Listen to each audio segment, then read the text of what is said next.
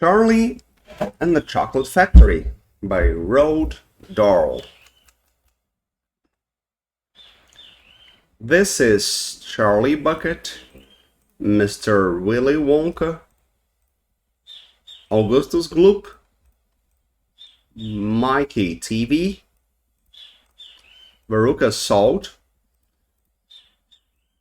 Violet, Beauregard, and the Oompa Loompas.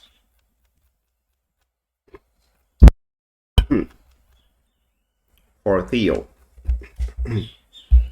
Here comes Charlie. There are 5 children in this book. Augustus Gloop, a greedy boy, Veruca Salt, a girl who is spoiled by her parents, Violet. What a difficult name. Beauregard. Beauregard. A girl who chew gum all day long. My TV. A boy who does nothing but watch television. And Charlie Bucket, the hero. Here comes Charlie. These 2 very old people are the father and the mother of Mr. Bucket. Their names are Grandpa Joe and Grandma Josephine. And these 2 very old people are the father and mother of Mrs. Bucket. Their names are Grandpa George and Grandma Georgina. This is Mr. Bucket. This is Mrs. Bucket. Mr. and Mrs. Bucket have a small boy whose name is Charlie Bucket. This is Charlie.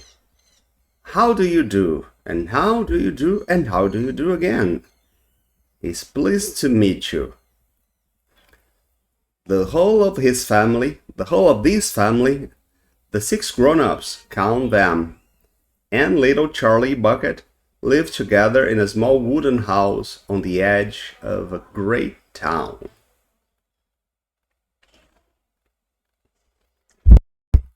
The house wasn't nearly large enough for so many people, and life was extremely uncomfortable for them all. There were only 2 rooms in the place altogether, and there was only 1 bed. The bed was given to the 4 old grandparents because they were so old and tired. They were so tired, they never got out of the bed. Grandpa Joe and Grandma Josephine on this side, Grandpa George and Grandma Georgina on this side. Mr. and Mrs. Bucket and little Charlie Bucket slept in the other room, upon mattresses on the floor. In the summertime, this wasn't too bad, but in the winter, freezing cold draughts blew across the floor all night long, and it was awful. There wasn't any question of them being able to buy a better house, or even 1 more bed to sleep in. They were far too poor for that. Mr. Bucket was the only person in the family with a job. He worked in a toothpaste factory, where he sat all day long at a bench and screwed the little caps on to the top of the tubes of toothpaste after the tubes had been filled. But the toothpaste cap screwer has never paid very much money.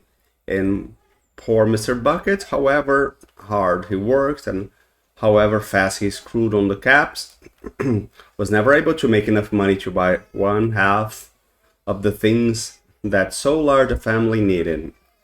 There wasn't even enough money to buy proper food for them all. The only meal they could afford were bread and margarine for breakfast, boiled potatoes and cabbage for lunch, and cabbage soup for supper. Sundays were a bit better. They all looked forward to Sunday because then, although they had exactly the same, everyone was allowed a second helping. The Buckets, of course, didn't starve, but every one of them, the 2 old grandfathers and the 2 old grandmothers, Charlie's father and Charlie's mother, and especially little Charlie himself, went about from morning to night with a horrible empty feeling in their tummies. Charlie felt it worst of all, and although his father and mother often went without their own share of lunch and supper so that they could give it to him, it still wasn't nearly enough for our growing boy. He desperately wanted something more filling and satisfying, more filling and satisfying than cabbage and cabbage soup. The one thing that he longed for more than anything else was chocolate. Walking to the school in the morning, Charlie could see great slabs of chocolate piled up high in the shop windows, and he would stop and stare and press his nose against the glass, his mouth watering like mad. Many times a day, he would see other children taking bars of creamy chocolate out of their pockets and munching them greedily. And that, of course, was pure torture. Only once a year, on his birthday, did Charlie Bucket even get to taste a bite of chocolate. Oh, a bit of chocolate.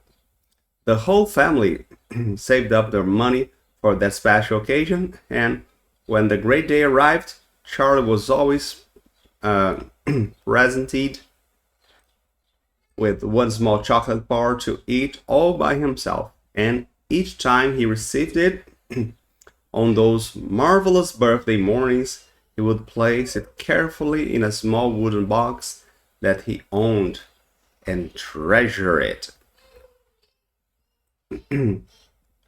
as though as though it were a bar of solid gold. And for the next few days, he would allow himself only to look at it, but never touch it. Then at last, when he could stand it no longer, he would peel back a tiny bit of the paper wrapping at one corner to expose a tiny bit of chocolate, and then he would take a tiny nibble, just enough to allow the lovely sweet taste to spread out slowly over his tongue.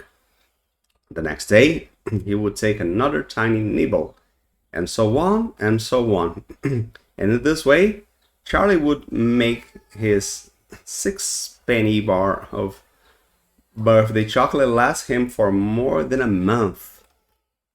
But I haven't yet told you about the one awful thing that tortured little Charlie, the lover of chocolate, more than anything else. This thing for him was far worse than seeing slabs of chocolate in the shop window or watching other children munching bars of creamy chocolate right in front of him. It was the most terrible, torturing thing you could imagine, and it was this. In the town itself, actually, within sight of houses in which Charlie lived, there was an enormous chocolate factory. Just imagine that.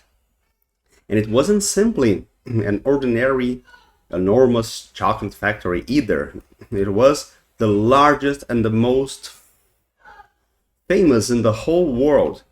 It was Wonka's factory, owned by a man called Mr. Willy Wonka, the greatest inventor and maker of chocolate that there has ever been. And what a tremendous, marvelous place it was. It had huge iron gates leading to it, and a high wall surrounding it, and smoke belching from its chimneys, and strange whizzing sounds coming from deep inside it.